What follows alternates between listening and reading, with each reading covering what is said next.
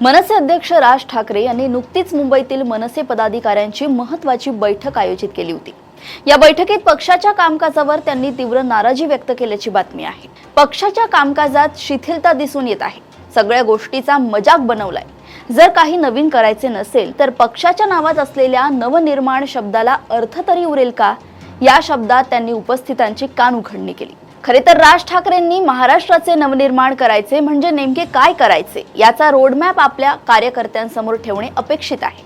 शिवाय हे नवनिर्माण सामाजिक अंगाने असेल, आर्थिक दृष्टीने असेल की राजकीय, याचाही उहापोह त्यांनी करायला हवा।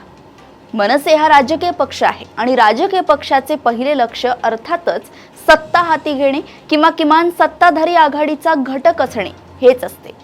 कोणत्याही पक्षाचे कार्यकर्ते एरवी सामाजिक कार्य करत असले तरी शेवटी त्या कामांच्या माध्यमातून कुठेतरी सत्तेच्या राजकारणात आपल्याला स्थान मिळावे हीच त्यांची अपेक्षा असते। या पृष्ठभूमीवर मनसेसोबत जोडलेले कार्यकर्ते जे काही नवनिर्माण होईल त्यातून काहीतरी राजकीय फायदा आपल्याला मिळेल असा विचार करत असतील तर ते स्वाभाविक आहे।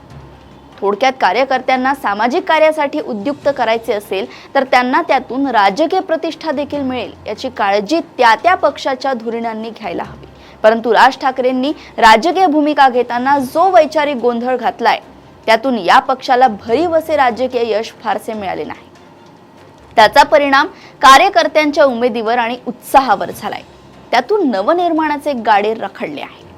या कार्यकर्त्यांच्या माध्यमातून महाराष्ट्राचे नवनिर्माण करावे असे राज ठाकरेंना वाटत असेल तर कुठेतरी या कार्यकर्त्यांना राजकीय घुटी देखील मिळायला हवी याची काळजी राज ठाकरेंना घ्यावी लागेल।